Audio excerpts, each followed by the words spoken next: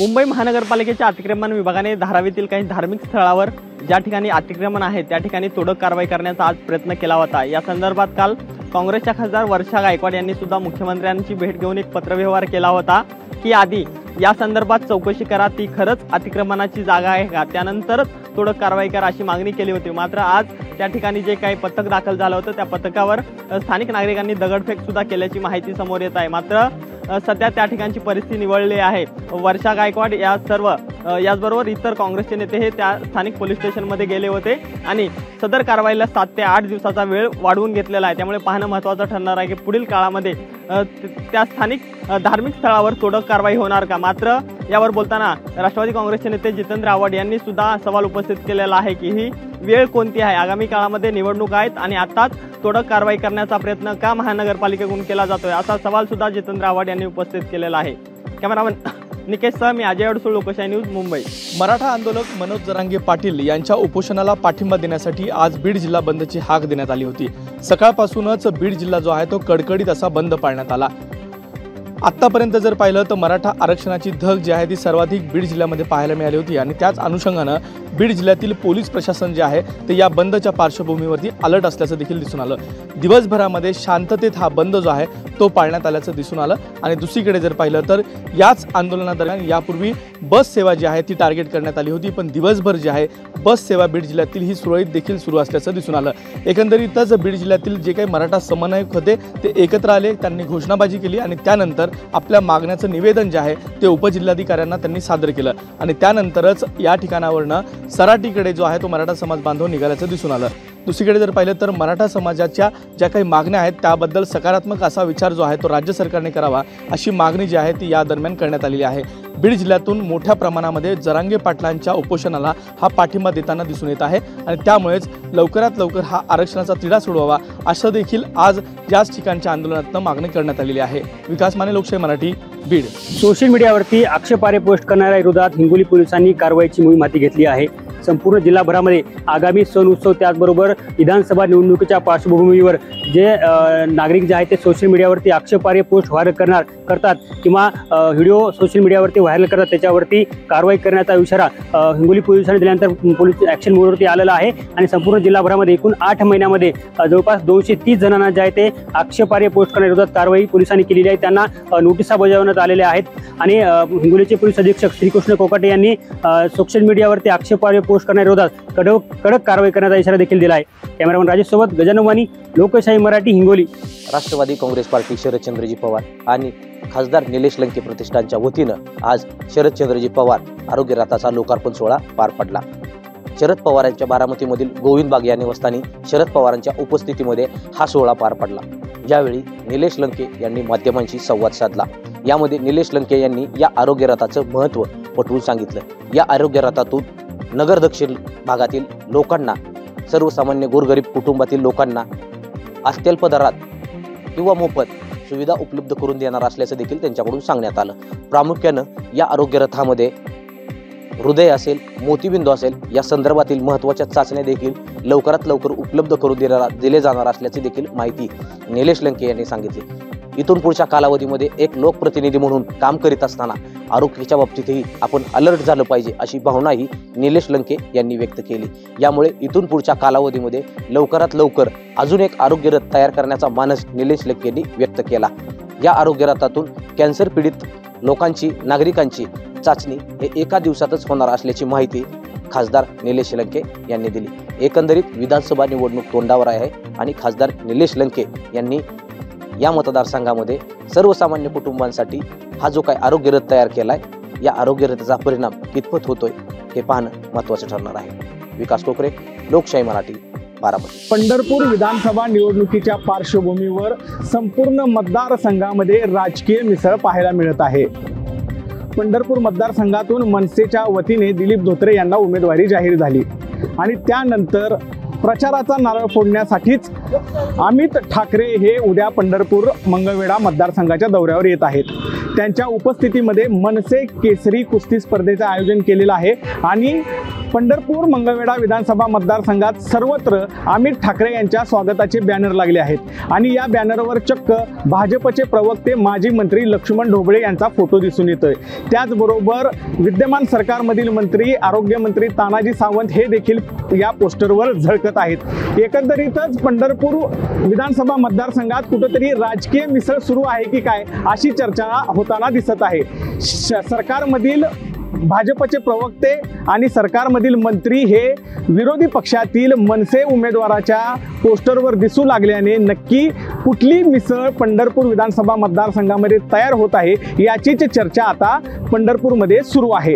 एकंदरीतच लक्ष्मण ढोबळे हे सध्या भाजपचे प्रवक्ते असले तरी ते मनसेच्या वाटेवर आहेत की काय अशी आता चर्चा पंढरपूर विधानसभा मतदारसंघात होताना दिसत आहे।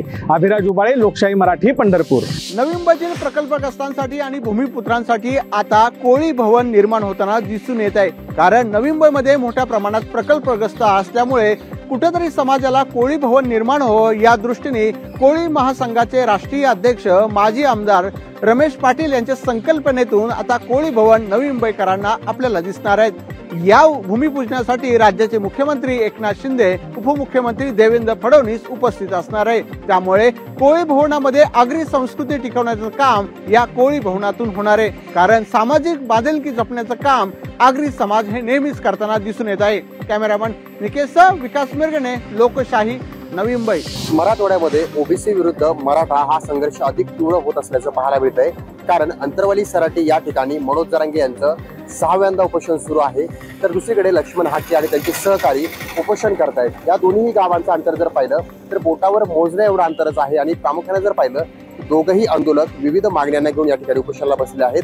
मनोज जरांगे म्हणतायत की आम्हाला ओबीसीतून आरक्षण देण्यात यावं आणि सरसकट कुणी प्रमाणपत्र जे आहे ते समाजाला मिळावं आणि प्रामुख्याने जर पाहिलं तर दुसरीकडे लक्ष्मण हाके म्हणतायत की ओबीसी मधील आरक्षण घेण्यास त्यांना हक्क नाहीये आणि ते ओबीसीतून आरक्षण देण्यासाठी मराठा समाजाला विरोध करतात, म्हणजेच मनोज जरांगे यांच्या मागणीचा विरोध करतायत। मात्र हे सर्व काही होत असताना संघर्ष पेटलेला आहे आणि अशामध्ये मराठवाड्यातील इतर काही जिल्हे आहेत त्या ठिकाणी बंद पुकारण्यात आलाय। तर वडीकुद्री असेल किंवा अंतरवाली सराटी असेल या भागामध्ये तणावपूर्ण शांतता देखील पाहायला मिळते। येणारे जाणारे कार्यकर्ते सुद्धा आक्रमक होत आहेत, एकमेकांच्या विरोधामध्ये आक्रोशानं सुद्धा घोषणाबाजी करतायत आणि दोनही गावं एकमेकांच्या आल्याडपल्याड आहेत, एकमेकांच्या जवळच आहेत, त्यामुळं मोठा वाद होण्याची देखील शक्यता वर्तवली जाते। मात्र वादच होऊ नये यासाठी पोलीस यंत्रणा देखील सज्ज झालेली आहे। मात्र या ठिकाणी तणावपूर्ण शांतता पाहायला मिळते, म्हणजे इकडे तणाव निर्माण झाला मात्र पोलिसांच्या सतर्कतेमुळे शांतता देखील पाहायला मिळते। सचिन बडे, लोकशाही मराठी, अंतरवाली सराटी। वाळू माफियांचे कर्दनकाळ म्हणून ओळख असलेले तहसीलदार श्रीकांत पाटील यांची इंदापूर तालुक्यातून बदली झाल्यानंतर इंदापूर तालुक्यात वाळू चोरांनी त्यांचे डोके वर काढण्यास सुरुवात केलेली आहे। गेल्या काही दिवसांपासून इंदापूर तालुक्यातील भीमा नदीच्या पात्रात अवैधपणे वाळू उपसा सुरू झालेला आहे। बेकायदेशीरपणे वाळूची चोरी करून शासनाच्या नियमांना पायदळी तोडवण्याचे काम सर्रासपणे सुरू झालेले आहे। मात्र महसूल विभाग व स्थानिक पोलीस प्रशासनाकडून या वाळू चोरांना अद्यापपर्यंत कोणतीही कारवाई केली जात नाही हे स्पष्टपणे दिसून येत आहे।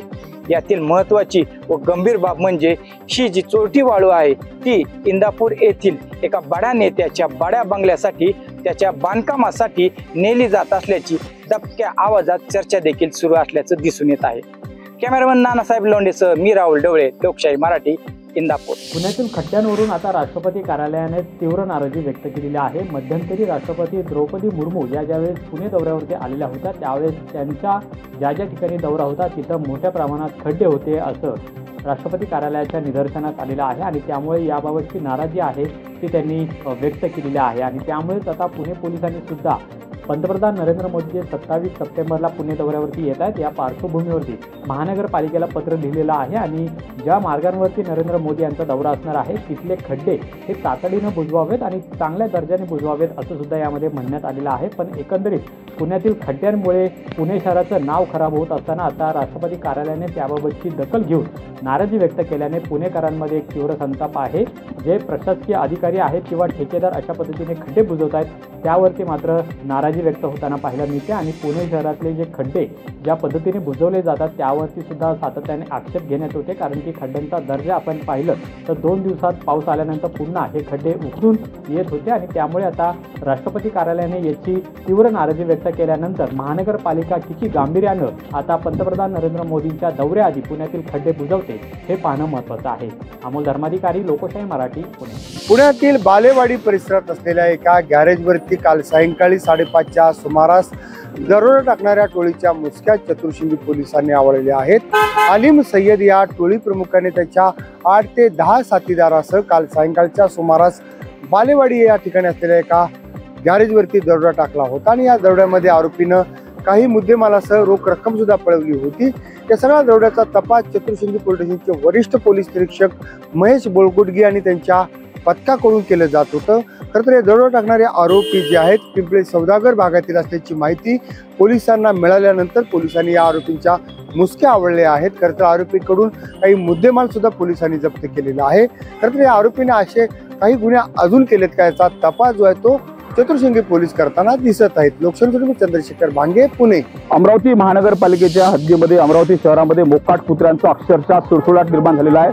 मोकाट कुत्र्यामुळे जर पाहिलं तर लोकांना घराबाहेर निघणे अक्षरशः कठीण झालेलं आहे, कारण का गेल्या 3 महिन्यामध्ये जर पाहायला गेलं तर 6000 पेक्षा जास्त नागरिकांना जे आहे ते मोकाट कुत्र्यांनी चावा घेतलेला आहे आणि दररोज 70 पेक्षा जास्त लहान बालकांना आणि नागरिकांना मोकाट कुत्र्यांनी चावा घेतल्यामुळे कुठेतरी नागरिकांच्या सुरक्षेवर प्रश्न निर्माण झालेला आहे. कारण का महानगरपालिका इतकं सगळं असूनही सुद्धा महानगरपालिकेच्या वतीने कुठल्याही प्रकारे मोकाट कुत्र्याचा बंदोबस्त केला जात नाही, किंबहुना मोकाट कुत्र्यांना पकडण्याची मोहीम महानगरपालिकेने सुरू केलेली नाही. त्यामुळे नागरिकांमध्ये अक्षरशः भीतीचं वातावरण निर्माण झालेलं आहे. त्यामुळं कुठेतरी महानगरपालिकेच्या वतीने मोकाट कुत्र्यांचा बंदोबस्त करण्यासाठी कुठेतरी उपाययोजना करावी अशी जी मागणी आहे सर्वसामान्य नागरिकांकडून झालेली आहे. जर पाहिलं तर कुत्र्यांनी जर चावा घेतला तर रेबीजचं औषध सुद्धा अनेक हॉस्पिटलमध्ये उपलब्ध नाही अशी ही माहिती आपल्याला समोर झाली आहे. त्यामुळे तात्काळ महानगरपालिकेने दखल घ्यावी आणि मोकाट कुत्र्याचा बंदोबस्त करावा अशी देखील मागणी आहे ती सर्वसामान्य नागरिकांकडून करण्यात येत आहे. सूरज दहाट, लोकशाही मराठी, अमरावती. लोकशाही मराठी, ऐका, पहा, जागरूक रहा.